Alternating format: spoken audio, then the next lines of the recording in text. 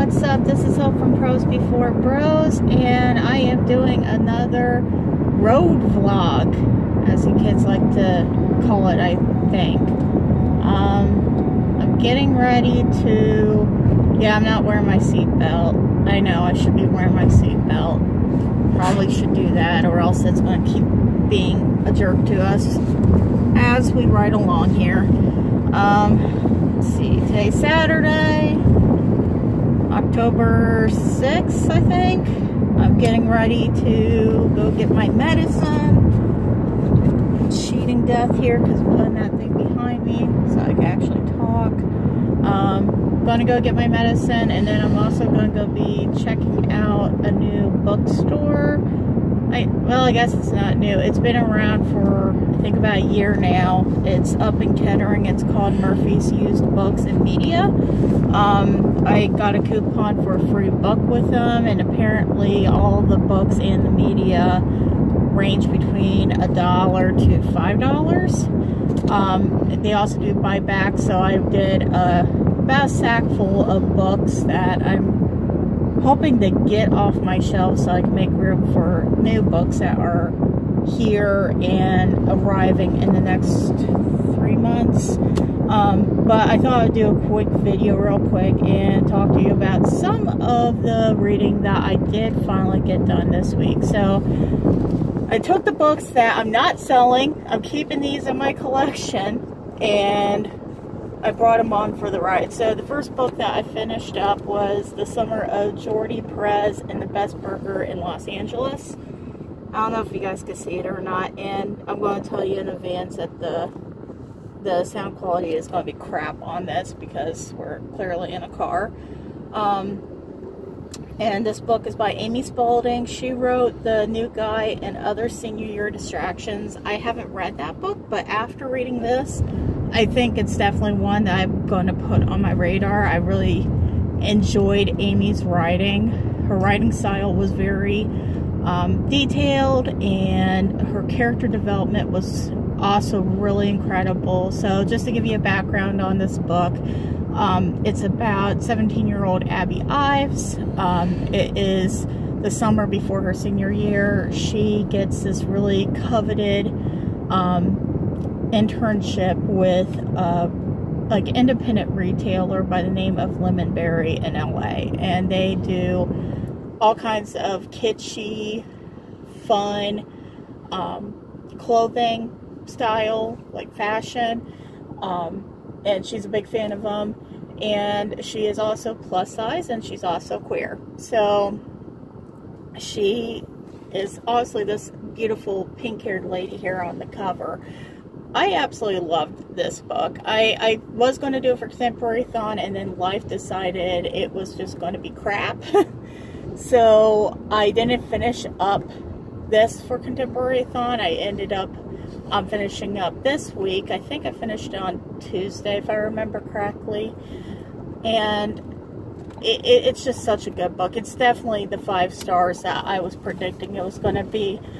I like the fact that Abby is plus size and she's queer, and I wish I had that kind of representation when I was in high school.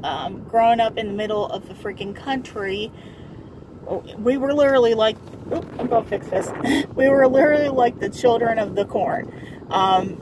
Literally, when you listen to my high school alma mater, they talk about cornfields.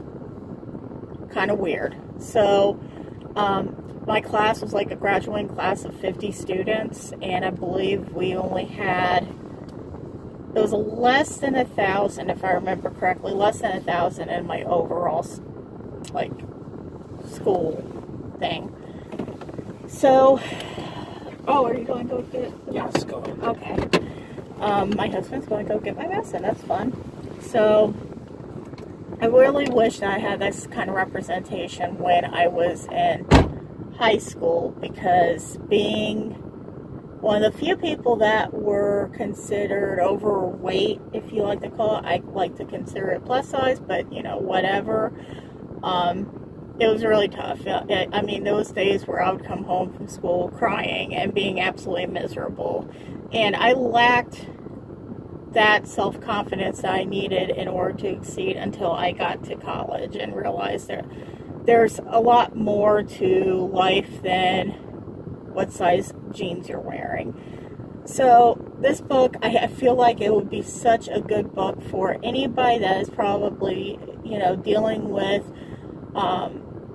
the, you know, bullying in terms of plus size, being queer, being different. This is really a great book because it just, I don't know, it just gravitated towards me. The character in it starts off being very self-conscious about her image and her body weight, and then over time, with the help of Jordi Perez, who happens to also be on this internship with her. I don't want to give too many details because I really want you guys to pick this up and read it for yourselves.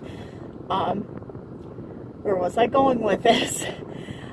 She learns to love herself, and she learns to see what other people see, like Jordi and her best friend and her newly found friend Jax. She learns to see what they see when they look at her, which is a strong, beautiful, very intelligent, ambitious person.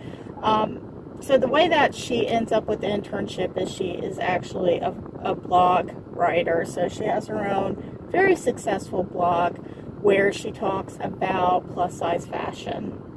And just to kind of give you an example here, her best friend is always telling her, we really wish that you put pictures of yourself up because you have such awesome fashion. She ends up using pictures of other people all the time because she's just so self-conscious about how her body looks. And by the end of this book, she has a different perspective. So definitely a 5-star read. As you can tell, I tabbed the hell out of this book. When you know that I either love a book or absolutely hate a book, it's because I have tabs all over it and my pencil scratchings are all through it. This one is no exception. I tabbed it a lot, and it just had some things that just absolutely resonated with me. Let me see if I can find, let's see. I'm trying to find a good passage here. This one is probably one of my favorites. So this is between Abby Ives, our main character, our protagonist, and her best friend. And her best friend's talking about her perception. I cannot talk today. Can't talk any day. Perception of Abby, like real life Abby and online Abby. So she's talking about how Abby has this great presence online, but yet she doesn't carry it out for herself. So let's see here. So the best friend says, it means that you talk a great game online, she says. You talk about being happy with how you look, no matter your size, and that health and confidence are way more important than dress size. You spend all your spare time telling other girls to like themselves, but then the second someone suggests you're worthy of that, you shut down. That really resonated with me because I'm the same way. I have that same personality where I love to build people up. That's just my character. I love to make sure that people feel secure with themselves, that they feel beautiful inside out. I'm always looking for that silver lining. But when it comes to my personal beliefs and my personal feelings about myself, I have that problem. I have that problem constantly. And it takes like people like my mom and my best friends and my husband to remind me, hey, you need to practice what you preach with yourself. So I just love this book so much, you guys, and I really hope that you do consider picking it up. Definitely a 5-star read. Again, that was The Summer of Jordi Perez by Amy Spalding. Just going to put that back here and hopefully not get mixed up with the pile of things I'm selling. Next book I have here is another body positive book. It's actually a graphic novel, and it's Open Earth, if you guys can see that. Sarah Merck, Eva Cabrera, and Claudia Aguirre, maybe?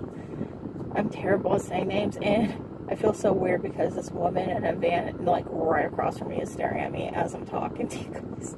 Oh well, whatever, Kroger. Don't make fun of me. But this is recent. I think this was released back in September. I want to say it was September 25th was the official release date. They had a booth at BookCon, and how I found out about this book is I believe it was Chelsea from Chelsea Darling Reads. I believe she was the one that made a video on it, and she really enjoyed this book because of a number of factors, but mainly because of the representation in here. Basically, it's about these, I'm guessing they're like 18 years old. Inside the book, they don't really give that many specific details about their age. About these teenagers who actually grew up in space. For whatever reason, Earth was inhabitable, and the way that I was reading it, it was almost like global warming finally did its final hurrah and caused the world to be very unsafe, and you couldn't live there anymore, because they didn't go into details, and like I said, they didn't really say the words global warming, but they kind of conveyed it. They talked about the waters rising from the ocean, and the only thing I could really connect to that is the fact that icebergs are melting at this point. So what happens is these kids, their parents are scientists, and they build a spacecraft to go on an exploration of the world and see if there's any way they can fix things, and it turns out they knew that they weren't going to be able to come back to the world because of just the way things were. So our main character right here is, I'm gonna mess up her name, Rigo, I believe. She is the protagonist in this book, and it follows her polygamous relationship with Carver, and Carver is this fine folk right here with the beautiful eyes and the beautiful glasses. I ended up falling in love with him almost instantly. And then we have Frank or Franklin. So all three of these characters are in a polygamous relationship, which is really interesting to see, because that's something that even in our day and age, it's really taboo. So they end up, I shouldn't be doing this because I'm people watching as I'm talking to you guys, so I apologize. So they end up growing up in space. And like, it's really interesting because, for instance, Rigo, our main character, or our protagonist, if you will, that's all she knows. So she doesn't know anything about Earth except for what her parents convey to her. So, for instance, she doesn't know what cheeseburger is. She only knows what cheeseburger is in imagery because her father explained it to her. And she would have dreams about cheeseburgers. She'd have dreams about cheeseburgers and just the things that she was told about Earth before Earth went to shit, is basically what I got from that. So, you know, she'll talk to her dad about, you know, this, and she'll also mention how she wishes that she could go to Earth. Will it ever be possible to go to Earth again? And it just the way that it sounds like it's not going to happen. Like there's no chance they'll ever be able to go to that again.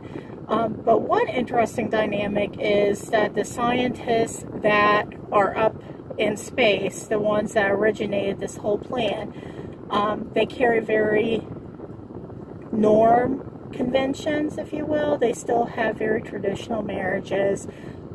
Majority of them stick to their marriages. They don't have any other partner, so it's very monogamous.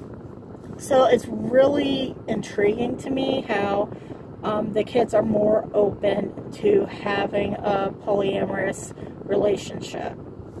And they don't really go into the details of how that happened, but they do mention that they think it's kind of weird that their parents only want to be with one person. Rigo, at the end, it's almost like she does want to be with one particular person, but she she's still on the fence about whether to have like the open relationship or what have you. So I gave this book, I think I gave it like 3.75 stars. And it's not because it isn't good, because it's amazing. The only thing is I wish that there was more of a backstory on these characters. So I really wish that we could have seen how Carver, Frank, and Rigo all grew up together on the spaceship, and how they started the thought process of being in a polygamous relationship. How did that happen, not only with them, but for the younger generation on this ship? You don't really get that experience in here, and I really wish we could have had a little bit more background on it. And also, I just wish it was like a little bit longer, at least 100 more pages longer. And I'm not sure if this is going to be a series or not. So I've heard mixed things. I've heard that, yes, it's going to be a series. I've heard, no, this is simply a standalone. I really don't know what to believe. If you guys know anything about this book and you know kind of the information behind it, please, please, please leave some info, because I'd really think that they should go ahead and do a series on it, because it intrigued me a lot. I really enjoyed it, and just I think they have potential to develop these characters. Maybe like in the second volume they could talk about the back story of what it's like to have children in outer space, and to leave a world where everything is now officially corrupt and uninhabitable, and try to build a new life, because obviously there's obstacles in that. So that's my only beef with the book. I really hope that they do continue it, and I really hope they do touch on some of the background at some point. That way we could really understand the premise of everything that's going on currently inside the book. But other than that, it was really good. Now, one thing I will say is, if you do decide to pick up this book for either yourself or for anybody else, I would say at least take into account that there is nudity inside this book. It's a beautiful book, but it does have very mature situations in it. So I wouldn't recommend picking this book up for a 10-year-old because it's a comic book. I would recommend picking it up for maybe somebody a little more mature that you know will benefit from it. So that's that. And then other than that, that's really all I have. I did do another reread of The Gentleman's Guide to Vice and Virtue by Mackenzie Lee. And I did that because I'm actually in the middle of this. I started this yesterday. It's The Lady's Guide to Petticoats and Piracy. It's the sequel to The Gentleman's Guide to Vice and Virtue.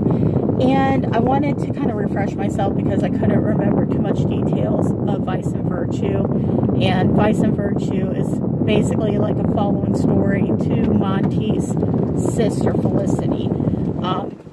And when I read this, I think I gave it, I think I gave it like 4 stars. And I feel like that's still a solid number. I don't really want to change anything with that. I can tell you that I am favoring The Lady's Guide to Petticoats and Piracy a little bit more, because it's got such a strong protagonist in it. If you remember Felicity from The Gentleman's Guide, she was already very strong. She was very driven, and she was very no-nonsense about anything. And inside The Gentleman's Guide, you got a taste of her passion for medicine and healing, but you didn't really get to see a full perspective. With The Lady's Guide to Petticoats and Piracy, you get a really good perspection of her passion for healing and how driven she is. I just love it. Right now, I think I'm on page 200. I know this is weird, but I've been flopping between the physical book and the audio book because that's just how I roll. I like to roll in very unconventional ways.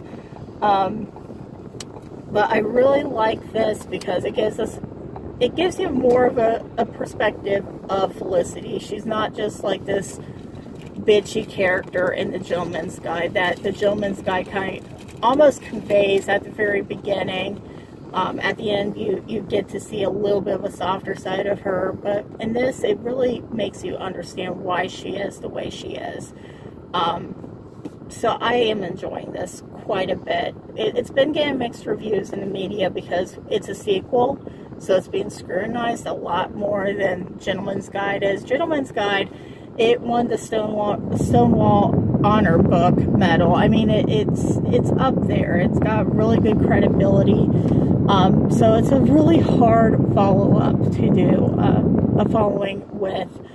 I personally am really loving this book, though, and I'm hoping to finish it. Honestly, I'll probably try to finish it tonight. That way I can start on Jane, which is a retelling of Jane Eyre.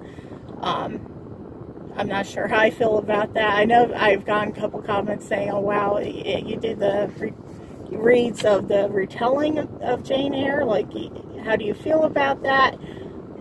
It's either a hit or a miss. Sometimes I love it, and then there's times I absolutely hate it, and I don't understand why the person wants to ruin such a classic. But I try to keep an open mind because it is one of my favorite classics out there. So that's my goal for the next 2 days. I'm really hoping I accomplish it. I do believe we're still doing a live show with the Happy Booktuber on the Ladies' Guide to Petticoats and Piracy. I haven't had a chance to really sit down and actually talk to any of the people that were interested in doing that live show. I think Common Spence might be doing a live show on it as well. So, yeah, stay tuned, and I'll be happy to talk to you about that. I can tell you, rereading this book, The Gentleman's Guide to Vice and Virtue, was very triggering in so many senses because of Monty's relationship with his father. I love my dad. He's a great person, and I know that he did the best he possibly could to raise me and my sisters. But we did have a very stark relationship. It's a lot healthier than it was, 20 years ago. But it's still there. It's still there.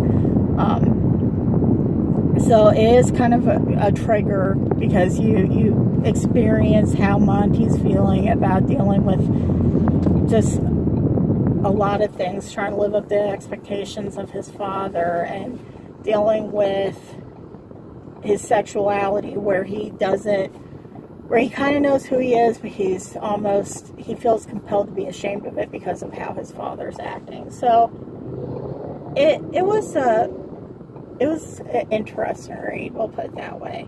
But hopefully I have a review on the Ladies' Guide to Petticoats and Piracy. And I might just do like a little touch base on it because, like I said, we're going to be doing a live show of it eventually. I just don't know when.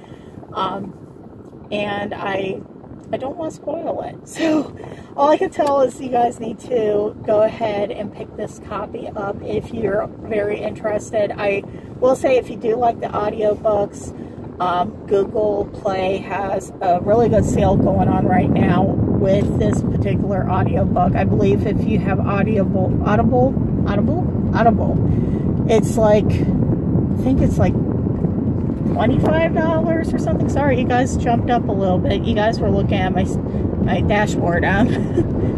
So it was like $25, I think, and then I ended up going to Google Play, and Google Play had it on sale for $16.19, I think.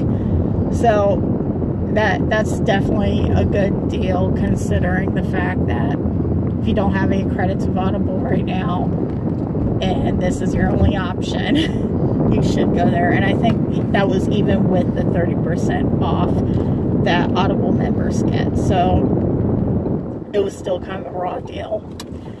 Anyhow, that's all I have right now. I'm not sure if I'll be allowed to film at this location. If I am, I'll certainly ask